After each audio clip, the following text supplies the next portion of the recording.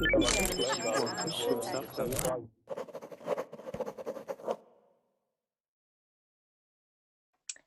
Verbling. I hope you're all having a great day today. My name is Lauren, and this is an intermediate vocabulary class on collocations. Collocations may seem like a big word, but they're basically just words, maybe 2 or 3 words that go together very often. For example, birthday party. That's 2 words that always go together. And the more collocations you know, the better your, your speaking will be. I'm hoping there's no problems for... Same problem with me, Lauren. Hi, Lauren. And hi. We cannot access the document. If you check, you will see. Okay. Hamid, is there anyone else in the class right now? Blanca came now. Oh no, I can't see anyone. Okay, quickly I'm going to close this Hangout and open a new one, okay? Okay. Before someone uses a ticket, because I know you two are premium. So I'm going to close the class and open a new one, okay, Blanca and Hamid? Okay, I say to Blanca, we should leave and Lauren will start new Hangout. Is it okay? So we have to leave this Hangout? Yeah, yes. I'm going to close the Hangout because I can't see the chat or you guys. Okay, but we are 4 now. You're 4 now. Nihan and Amparo, Okay. please leave this Hangout and Lauren will start new Hangout. Did you hear me? Nihan and Amparo, please leave this Hangout and Lauren will start new Hangout. This is very strange. Can you hear me still? Okay, they left, so we should leave too. This is so strange. I've closed the Hangout, but I can still hear you. Okay, give me a minute. I'm going to start in 1 second. Should we stay or should we leave? What should we do? Can you hear us, Lauren? Lauren? I think we have our private class again, Hamid. But Amparo and Nihan joined, so we are 4 for this time. But people come. And Lauren's screen froze.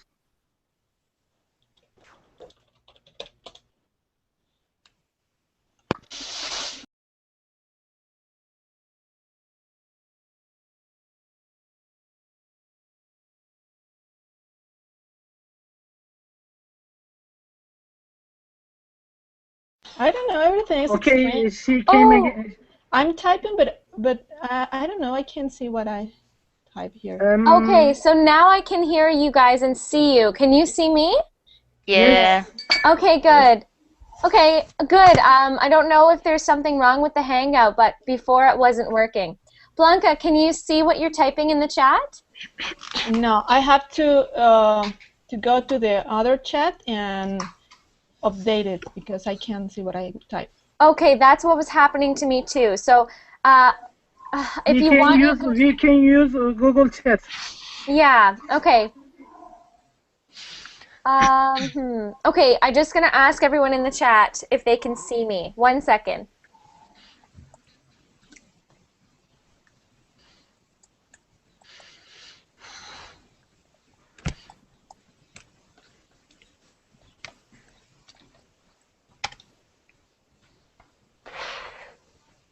Okay, I just asked them quickly, but it's not showing on, it's not showing on the chat for some reason. So I'm thinking there's a problem with Google and Verbling together today.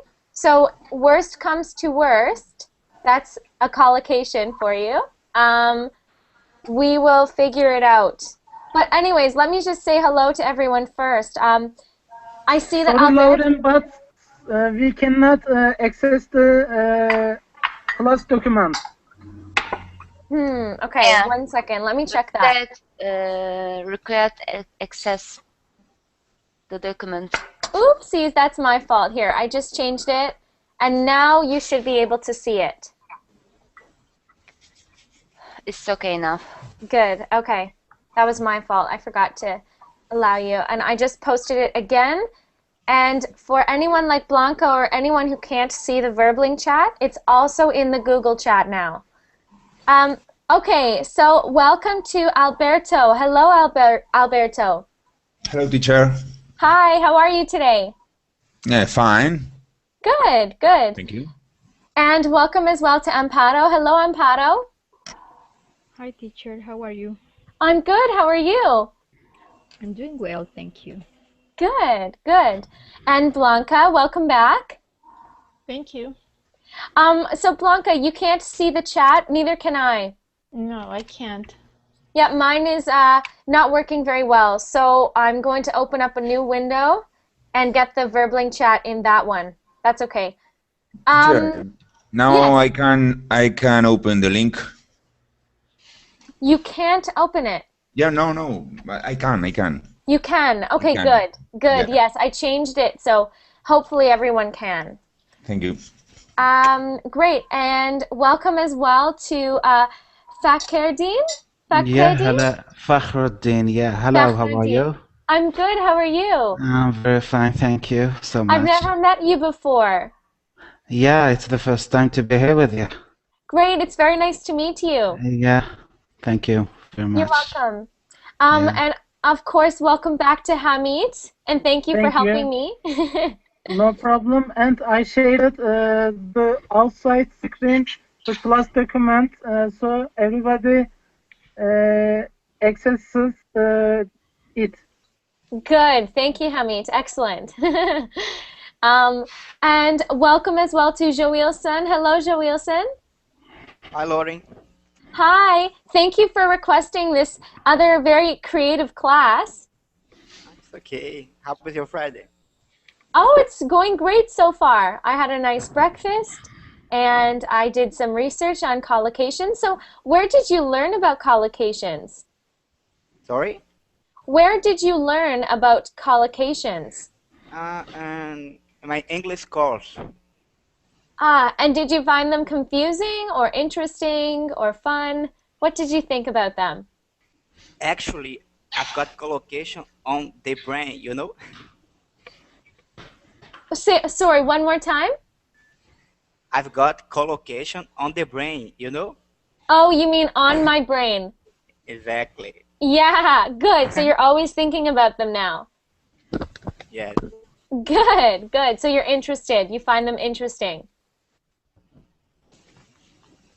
Good. Okay. And welcome as well to Karar. Hello, Karar. Hello, Lauren. How are you? I'm good. How are you? I'm pretty good. Good, good. And welcome as well to Nihan. Hello, Nihan. Hi, Lauren. Nihan, you changed your picture again. Who is that? She's my niece. Is that you in the picture with your niece? Yeah. Oh, it's so nice to finally see your face. Great, great. Well, your niece is very adorable. Look at her. Yeah, she is Oh, that's nice. 3 years old. Yeah, yeah. What is her name? Ella. Ella? Yeah, Ella. her name is Ella. Yeah. Beautiful. And Thank you. its meaning is eye color. What about her eye color, Hamid? Like the green, but not green. Hazel. Hazel. Yeah, Yes. means hazel. Hazel, English. nice. Oh, sweet. That's really sweet. Well, I think we can get started. So I've posted a class document. Now, the thing about collocations is to really understand what they are, we're going to do some reading. So we may not get to a lot of vocabulary, but I promise that you'll understand what it is. And we will get to some vocabulary. Are So they similar to idioms? yeah, very similar, but they're different. So I've given an explanation as to how exactly they are different from idioms. Okay.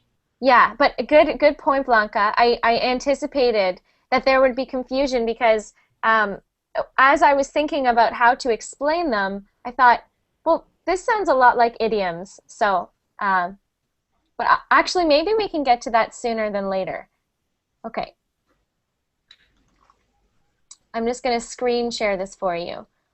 Everyone should be able to access the link. So if you're watching on, I'm just seeing in the chat, some of you said you can't access the link. You should be able to access the link at this point. The other students are able to, so let's hope. Okay.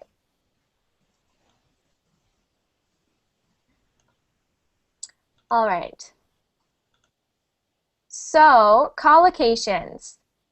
Let's start with Alberto. Alberto, can you please read for us the definition of collocations, please? Of course. Collocations. What is a collocation? Oops, 1 second. Let me just make it bigger for you. There you go. A collocation is a combination of words that are commonly used together.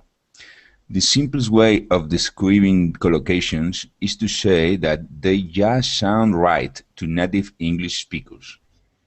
Other combinations that may mean the same thing would seem unnatural.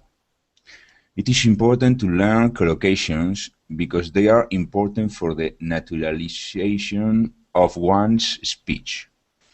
Besides, they broaden one's scope for expression. Thank you, Alberto. So, I know sometimes it's difficult to pay attention to something when you're actually reading, but what is your own definition of a collocation? What did you get from this paragraph? I think that this that the combination are words that could be joined or could be linked or could be stay Good. alone. Yeah, exactly. Words that are maybe linked. When they are linked, the meaning change if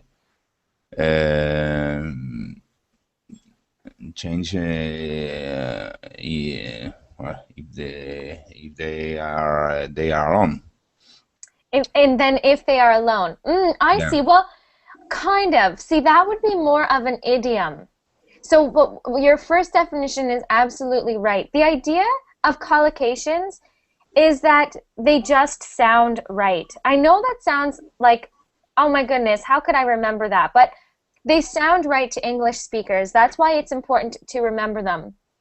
For example, I gave the example earlier of birthday party.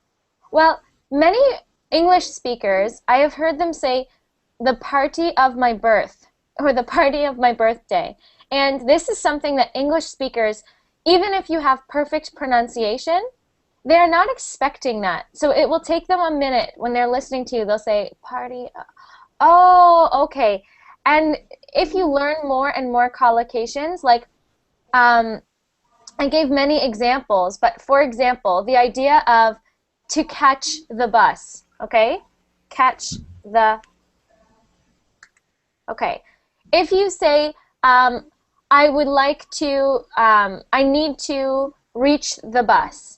For you, maybe this makes sense because of the vocabulary you know, but in English, native speakers are not expecting any other expression other than catch the bus. This means to get to the bus in time to get onto the bus or onto the plane. Grammatically, reach the bus is correct, but it's not used by native speakers, right? Excellent, exactly. So it's not like an idiom, and we'll talk about idioms in a second, but it's not like an idiom because an idiom, like Alberto said, it changes the meaning. Like the idea to kick the bucket. Well, we're not talking about a bucket at all. Or when we say, don't cry over spilled milk, we're not talking about spilled milk. The meaning of this expression is totally different from the words that are in the expression. Whereas with collocations, it's just about what sounds right because of common use. So no one says here, I must reach the bus. We don't say that. We always say, I need to catch the bus. I have a plane to catch. I have to catch my ride. My ride means the person who is driving me from here to there. So that's what a collocation is. You'll notice that this document is about 10 pages long. So we're not going to get to every word, but we will definitely get to as many as possible. So let's continue. And I will get Amparo to continue reading. Amparo, please. What is the difference between collocation and idioms? There is a big difference between a collocation and an idiom. A collocation is the way words combine in a language to produce natural speech and writing. For example, when you say pay attention, it could be give attention or put attention, but it's not. It is pay attention because it is the natural way in which native speakers express that. Excellent. And Blanca?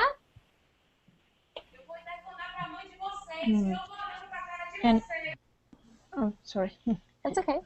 An idiom is a sequence of words that has different meaning as a group from the meaning they would have if you understood them literally or separately. For example, when you say it's raining cats and dogs, you don't really mean that cats and dogs are falling down from the sky, but that there is a heavy rain. Good. Does that make sense? So, Blanca, does that make sense, the difference between the collocation and the idiom? More or less. More or less? Mm-hmm. Yeah. What about you, Amparo? Does that make sense to you? I think so.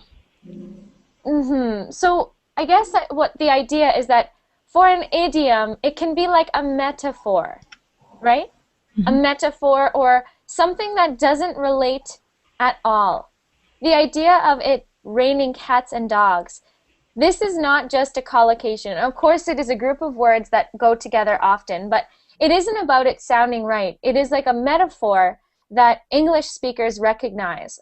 So if I say it's raining cats and dogs, everyone knows I'm not talking about any cats and dogs. I'm talking about it raining a lot. So that is an idiom, right? But if I'm talking about pay attention, there's no metaphor here. It's just the particular word that, because of common usage, right, English speakers recognize pay attention, but they would not recognize put attention. They would say, put attention where? What are you talking about? Right? So that's the idea of a collocation. Okay. Why learn collocations? So, Fakhreddin, can you please start reading for us? Okay, of course. Let's get you to read these first 3 points here. Okay. Your language will be more natural and more easily understood. It is easier for our brains to remember and use language in chunk or blocks rather than as single words. Collocation give you a more... Oh, Fakhreddin, we can't hear you.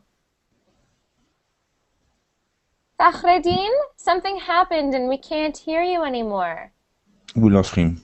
Oh no, Fakhreddin, well, oh, maybe he came back.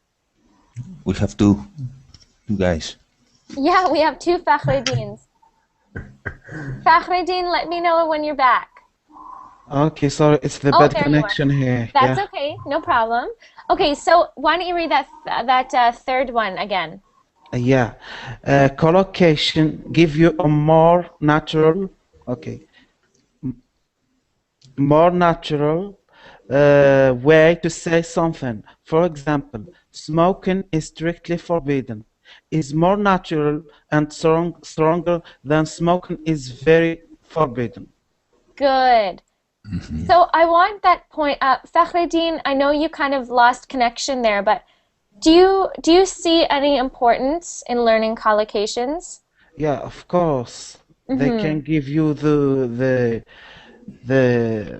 the good express of expressions. Yeah. They help you express something in a more natural way. Yeah. Yeah. So grammatically, smoking is very forbidden. This is fine. But no one in English, no one who speaks English as a native language would say this. They have this idea, we have these two words that always go together. Strictly forbidden. It's always strictly forbidden. So when we talk, and you know, smoking is smoking. That's smoking. And if I say it is strictly forbidden, this is common. Everyone will say, oh, okay. If you say it's very forbidden, yes, they will understand, but it's not the natural way to write this or to say it. Nihan, do you remember when I was correcting your email, maybe a couple weeks ago, a month ago? Yeah. That was all about collocations, because sometimes you said things that were grammatically correct, but English speakers don't say them that way, right? For example, one collocation is feel free. Feel free to call me if you have any questions. Feel free. I'm putting this in the Google chat. Feel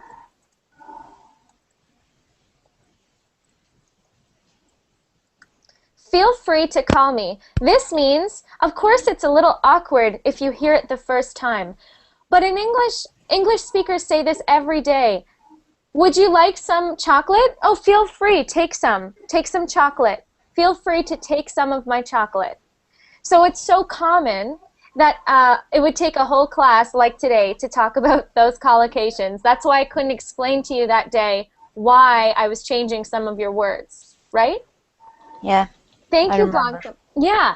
And Blanca says in the chat, feel free to join the class. I say this all the time.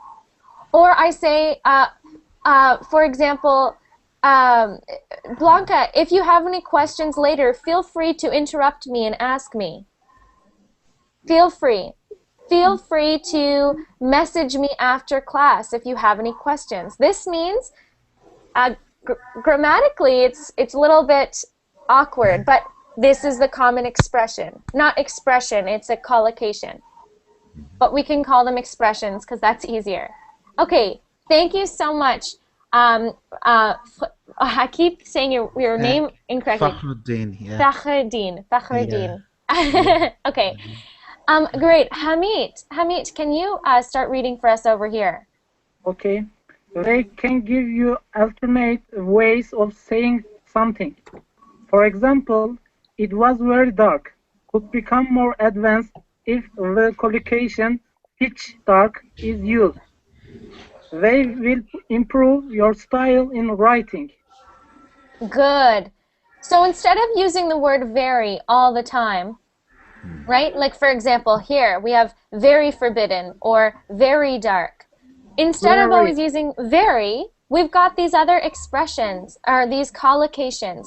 The word pitch dark. This means pitch means totally. It was pitch dark. This means there was no light. I was walking outside last night and it was pitch dark. This is such a common expression, but it's also a more advanced way of speaking if you're learning English, of course, because instead of always using very, you've learned these collocations that you know are natural to English speakers. And Lauren, can we use for smoking is rigidly forbidden? Well, yes, grammatically that works, Hamid, but it's not a collocation. Okay. So, like, do you know what I mean? Does that make sense, Hamid? Yes. So if you wrote this, no problem. There's no problem grammatically, no problem. But as a collocation, the person reading it their eyes will stop on rigidly. Their eyes will stop because they're not used to seeing those words together. They're used to seeing strictly forbidden, right? Yes. Good question. Good question.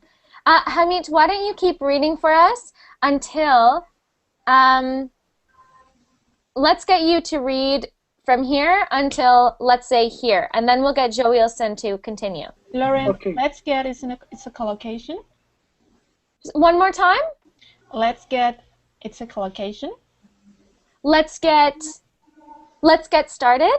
Let's get you to read, for example.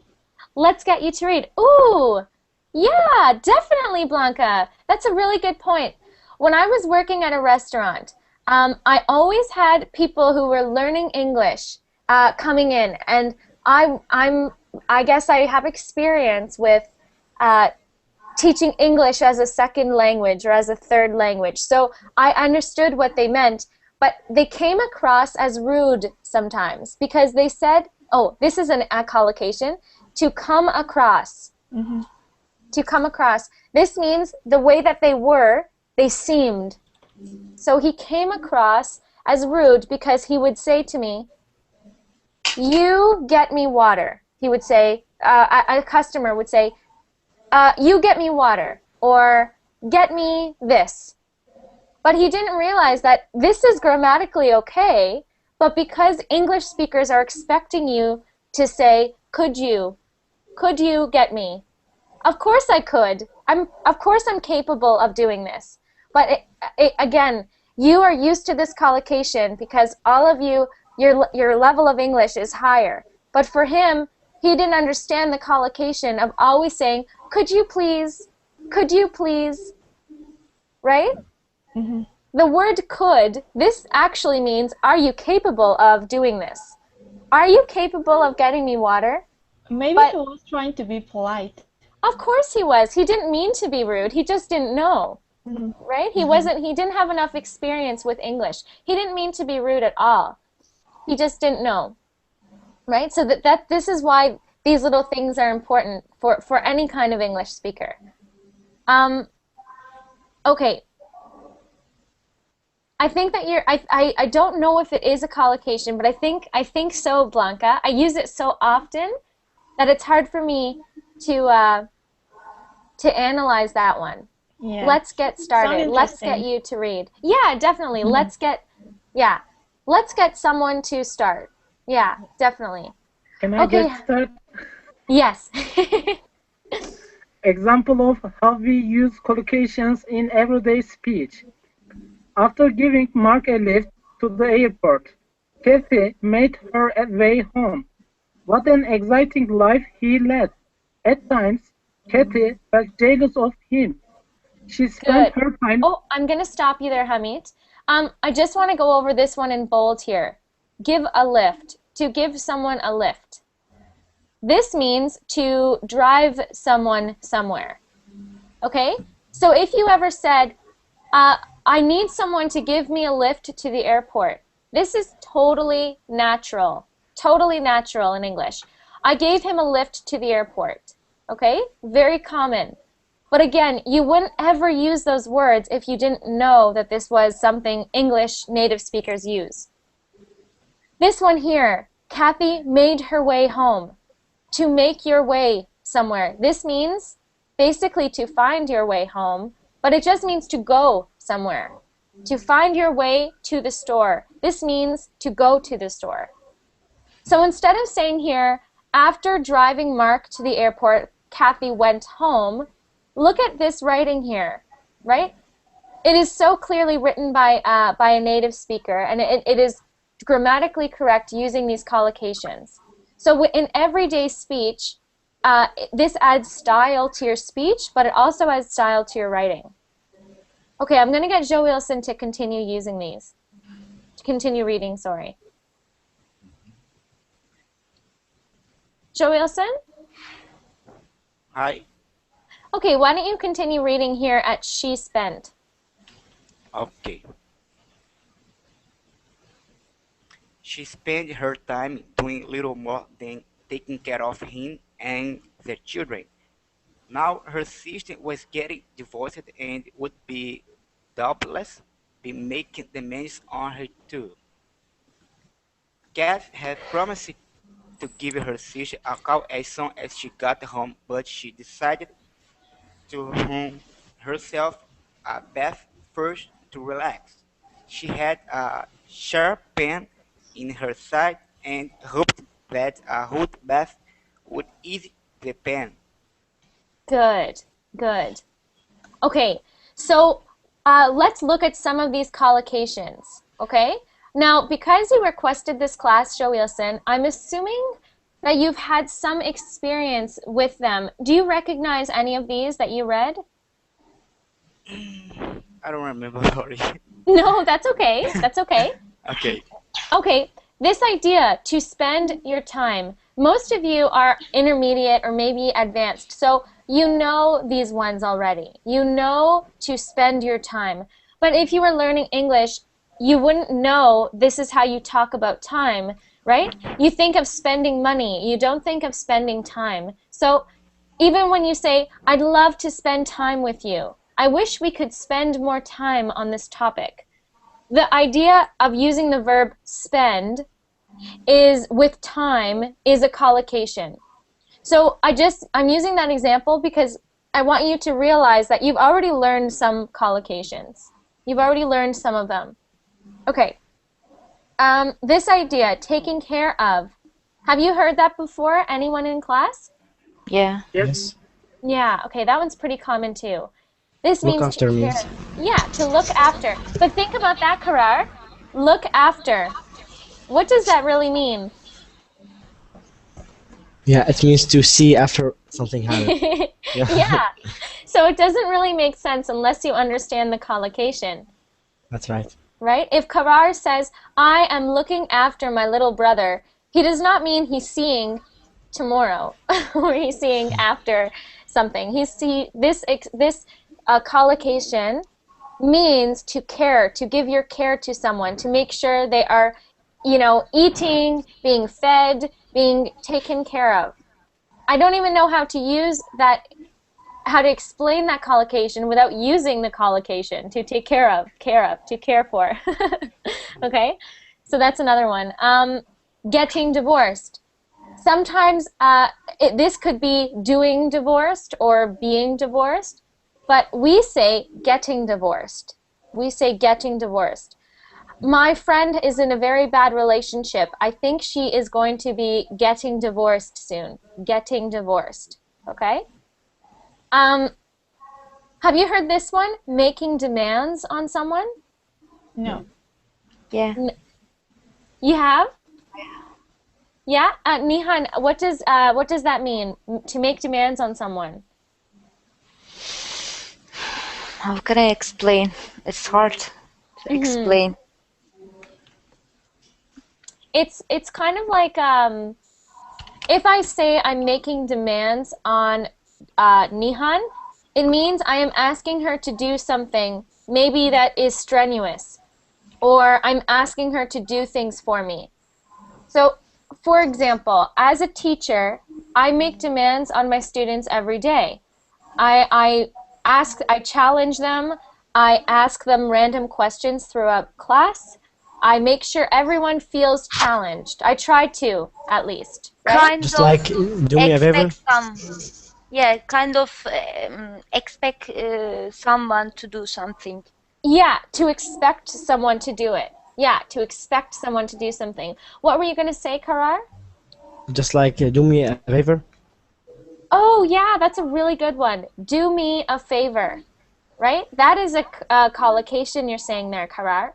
To do someone a favor, okay? So over here, the idea of making demands on someone, you would never think of putting those words together like that. So this is a collocation, okay? I don't want to speak to my sister because she's always making demands on me. She always asks me to do her favors, right? This idea, to run a bath. If you are putting water into the bathtub, this is considered running a bath. Running a bath, right? So instead of saying, I am putting water into the bathtub, well, if you said this, an English speaker might say, oh, why?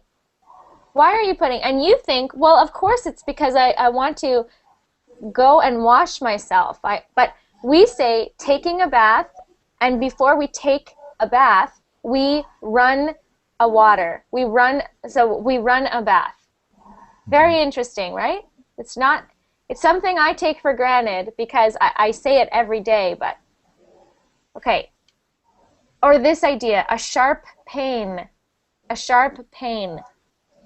So this is just when your pain, like in your back, for example, it's like one little spot that is very, very painful. A sharp pain. Ooh, that hurts. Sharp, sharp pain. And then this idea, to ease the pain. Okay? So this is an example of a paragraph that if I was looking at this paragraph as a native speaker, I wouldn't notice there were any collocations in it.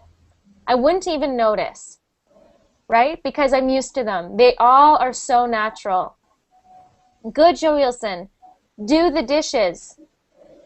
Do the dishes, right? That's a collocation. We always say, who is going to do the dishes? Are you going to do the dishes? Okay, fine, I'll do the dishes. What does it mean to do the dishes, Joilson? Wash the dishes. Yeah, it means to wash them. Why do we say do them? It makes no sense, but it, yeah. Make the dishes. Yeah, yeah. Oh, that's another one, Karar, okay? To hit the books. To hit the books. Hit the books, right, exactly. Hit the books means to look at the books. So for some reasons we say hit the books, but this really means to look at the books. Okay, let me get, Karar, can you read some of this for us, please? Sure. How to learn collocations. Be aware of collocations and try to recognize them when you see or hear them. Treat collocations as single blocks of language. Think of them as the individual blocks or chunks, and learn strongly support, not strongly plus support as separate words. Native speakers think of this term strongly support as one single term. When you learn a new word, try write down other words that distinctly remember, vaguely remember, vividly. Good, okay. So I want to show you what this means. The way that you can learn them is not by thinking of them as separate words. So we say single blocks of language. Single blocks of language. So instead of thinking of the idea strongly support, okay? Oh my gosh, I love what Hamid's opinion is. I'm hearing some sounds in the background right now, actually. If you have any sounds in the background, if you could just mute yourself unless you're talking, that would be great. Or else I might try. Does anyone hear those sounds? Yeah, Yeah. kind of noise. Yeah, I don't know where it's coming from. So if I mute you, I'm very sorry. We're just trying to get rid of that sound. Maybe, Okay. sorry, but Karar, maybe. Oh, Karar, is there a sound going on in the background? I'm not No, sure. I mute myself, but when I want to speak, I mute myself. I Oh, I go by see. the book. I go by the Oh. rules. Yeah. You go by the book. Good. Good. That's actually an idiom. That's an idiom. But to be honest, everyone, don't worry about the difference between collocations and idioms. If you think, I don't understand, that would be an idiom, this is not something you need to focus on. The thing you need to focus on is just what words are commonly used, what words commonly go together. Okay, so the only idea here is, maybe it's coming from Joilson. Oh, it was. Sorry, Joilson. I think we were hearing some noises from you. Okay, so treat collocations like single blocks. Oh my goodness, I'm still hearing it. You can mute us all. Yeah, let me just see, because I really need to know who it's coming from. Oh, maybe it was Alberto. Sorry, Alberto. Okay, so anyways, for example, strongly support, don't think of this as strongly, because if you think of strongly, you're going to think strong, okay? Strongly support, one term. In my mind, as a native English speaker, I think of that as one term, okay? Strongly support is one term. Okay. Okay. Nihan, can you start reading over here? Okay. Read as much as possible. Reading is an excellent way to learn vocabulary and collocation in context and naturally. Revise what you learn regularly. Practice using new collocations in context as soon as possible after learning them. Learn collocations in groups that work for you.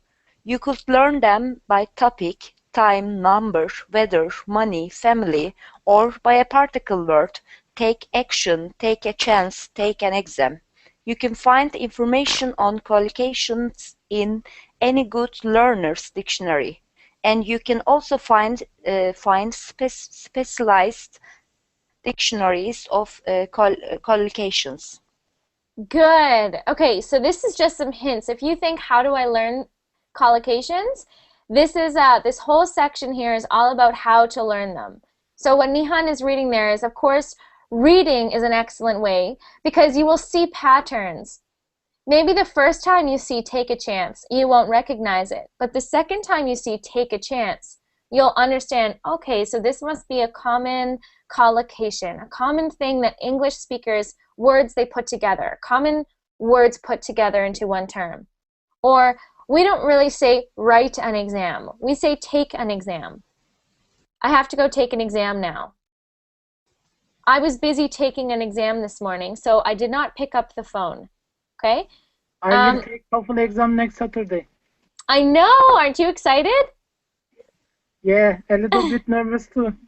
Okay, and I'll get back to your Facebook message later about that, okay? Okay. Okay. So good. So here are just some examples. Let's start again with Alberto. Alberto, why don't you start with number 1? Yes. Here are 15 of the most common collocations used by English natives. 1. Have a good week time. Meaning to enjoy oneself greatly. We're having such a great time here. Good, good. Okay, so this idea, are you having a good time? Okay, this means are you having fun? Right? Do you want to give another example of that, Alberto? One of your own thoughts? About have a time, a good time, or have a... Yeah. No, now no. You are the example, Oh. Lauren. Every time you open you're starting a new class, you say, I hope you're having a great day or something like that. Yeah. Yeah, have a I good do. day. You are. That's true, I do that. Yes. Well, it's funny. Here in Newfoundland, a common expression is we just say, oh, it's going to be a time. We just say a time, and this means a good time. So if you ever hear that, was it a time? Oh, we had a time. It's funny, but this means a good time. Okay? Okay, great. Let's move on to Amparo. And I'm so sorry, Alberto, we have to mute you because we're hearing like maybe echoing or something, okay? No. Yeah, we Well, are. I know, I'm sorry. It's probably not your fault. It's I probably put your it computer. my microphone. Yeah. There we go. Thank you, Alberto. Sorry about that. Okay, Amparo, let's get you to start on number 2. Do me a favor, meaning to ask another person to do something for you in order to help out. Could you please do me a favor? It could be a great help. Good. Good. And have you heard that one before? I think so. Yep. So, Amparo, it's interesting, but we always say this. Like, for example, sometimes I say to Hamid, can you do me a favor and go into my next class and tell them I will be late? Okay? So that's what I mean. I just mean, please do something to help me. But look how many words this is. Okay? So instead of using all of those words, I just say, can you do me a favor? Can you do me a favor, please? And that means please help me. I need someone to help me. Okay? Teacher, Yes. there's a class 1 month ago with a teacher, and he really felt angry from one of the students because he make noise in the class, and he said to me, "Do me a favor, mute yourself." Oh, Very oh no. Yeah, that's like that's maybe what we say yeah, it's big passive. anger, crusty. Yeah. It's like passive. We have a term. It means like passive aggressive.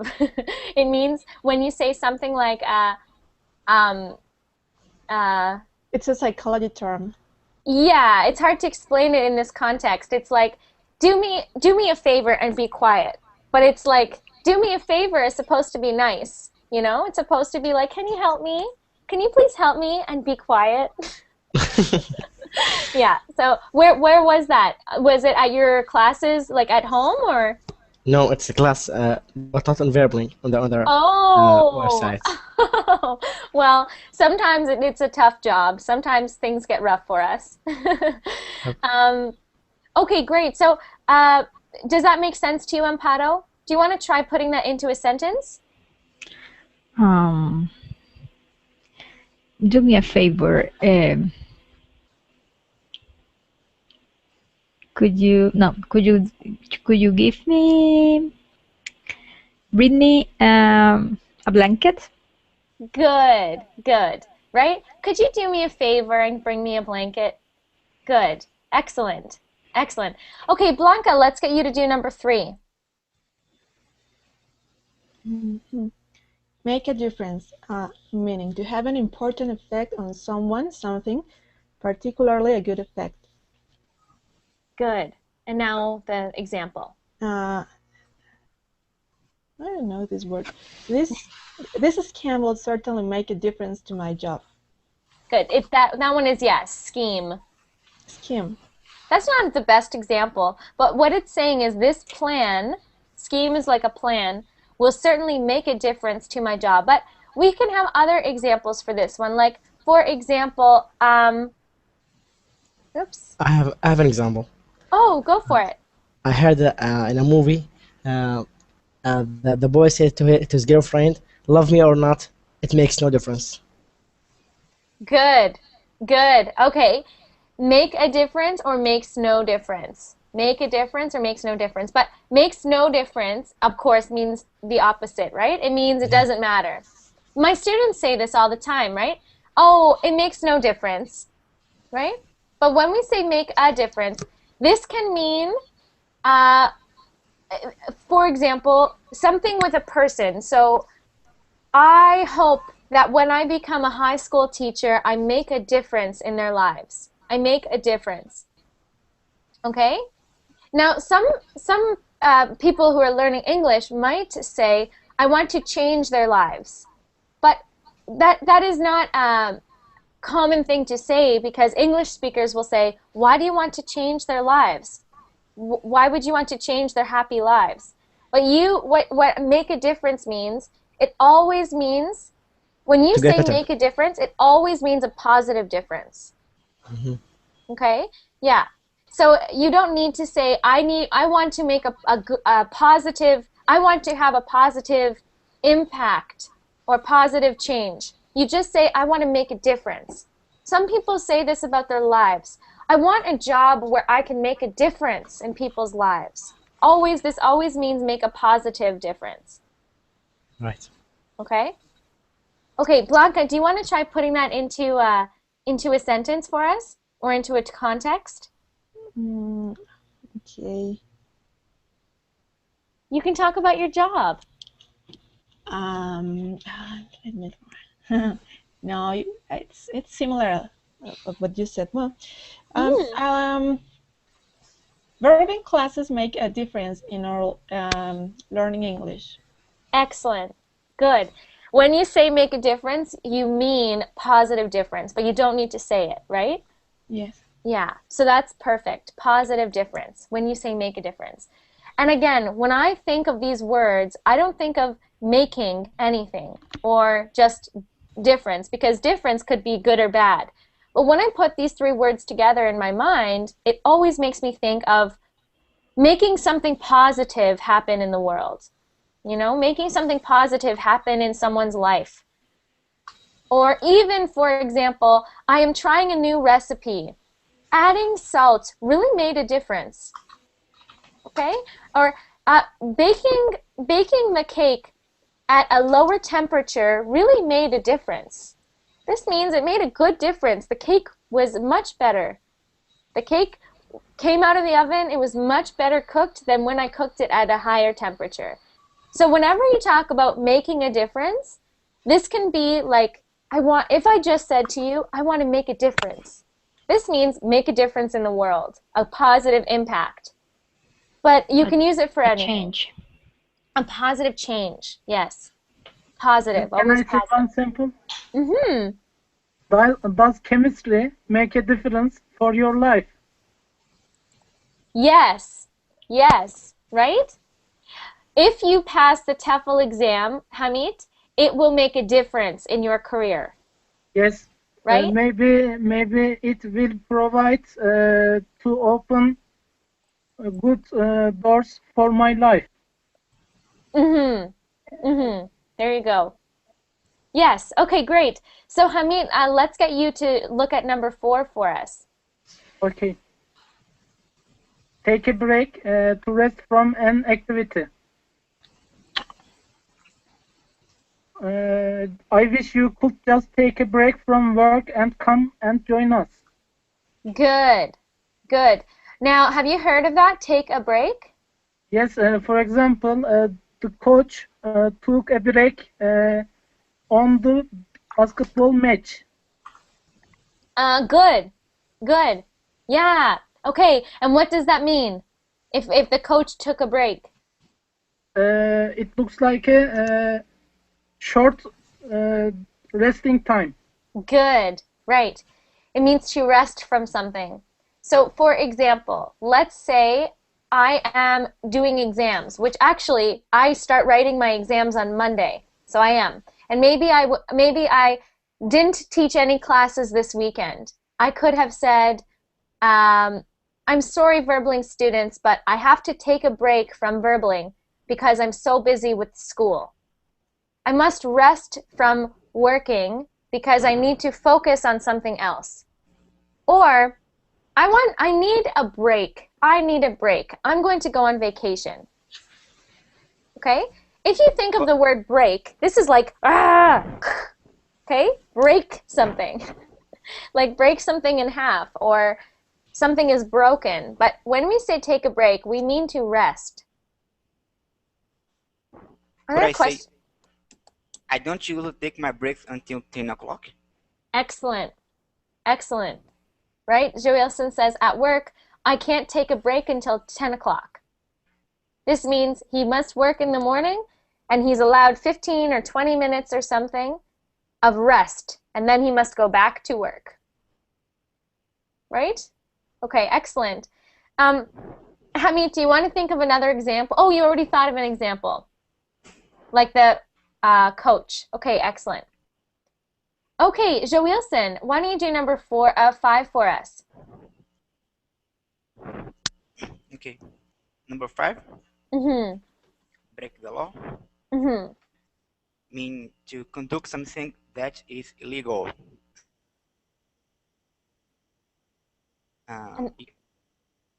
Arrest. Oh, can you say this again? We didn't hear you. Lauren? Can you hear me? Yes. Oh, yeah. Can you say that example one more time, the in green? We didn't hear what you said. Okay. They have broken the law, so they will be arrested. Good. So, have you heard that one before, Joilson? Broke the law? Yeah. I guess. I think Maybe? so. Okay. Yeah, this is how we always use it. We always say, he broke the law. Or you realize you're breaking the law. You can't do that. You're going to break the law. Okay? This is interesting. Again, break, right? Now, this one applies more than take a break. So this is but totally different. You can't think of one word in one collocation as having the same meaning as in another collocation. They're just totally separate terms. We've got take a break. That's one term. Okay? Now we've got break the law. And it just means to do something illegal. But we don't really say, my friend did something illegal. We say more, my friend broke the law. Actually, to do something illegal is okay. But the idea to break the law is the same thing. And you will see that very often in like CSI and different TV shows. Do you want to think of an example for that, Joilson? Let me see.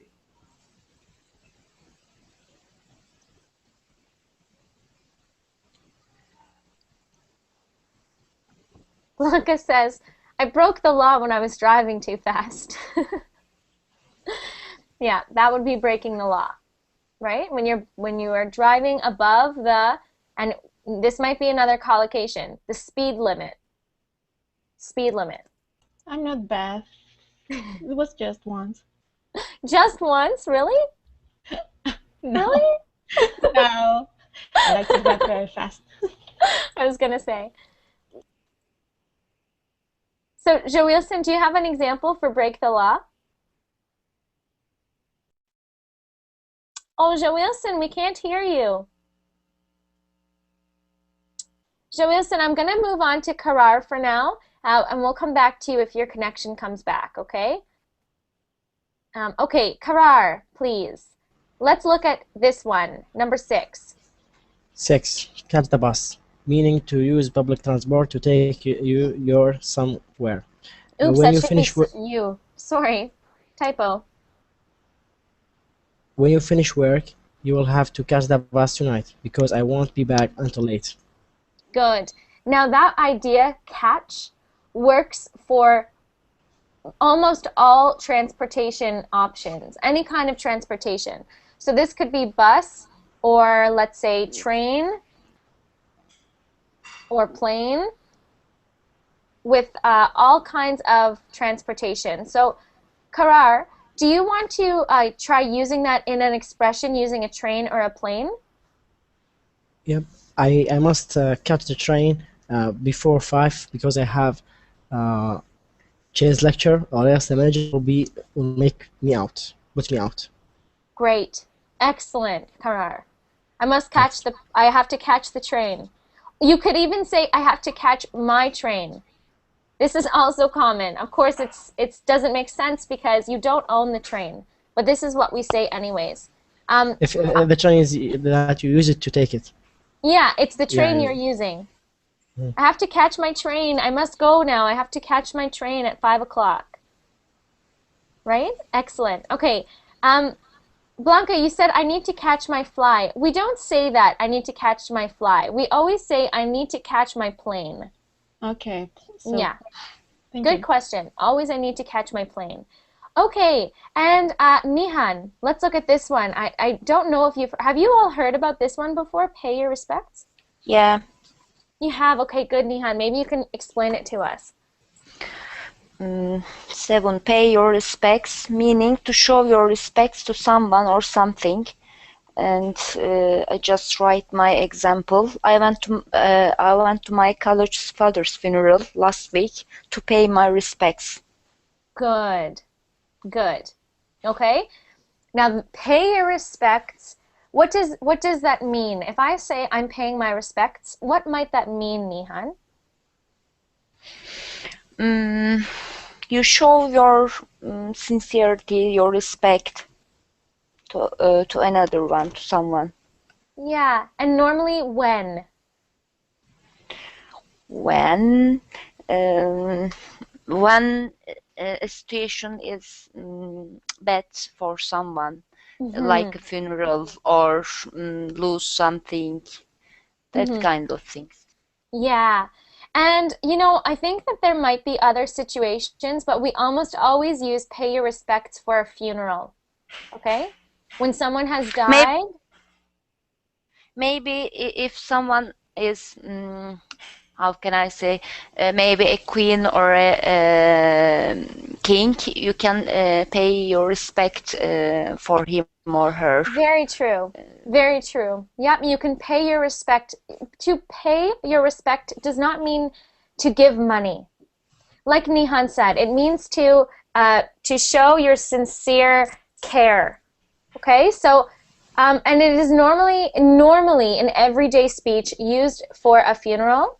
But like Nihan said, absolutely, there's other ways we can apply it. Like to pay your respects to the queen, you must celebrate her birthday, or something like that.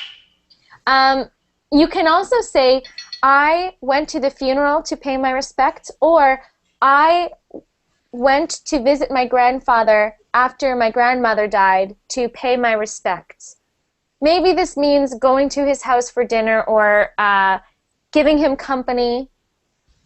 This is a collocation, to give company, to give someone company.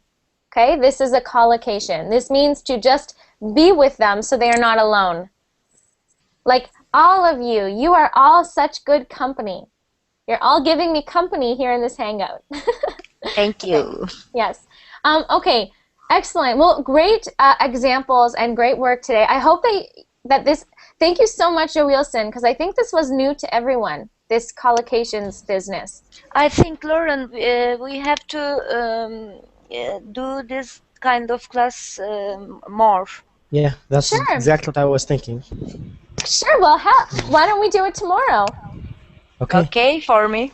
Great. Okay, we'll do one tomorrow. Sounds great. And Same Loudon, time?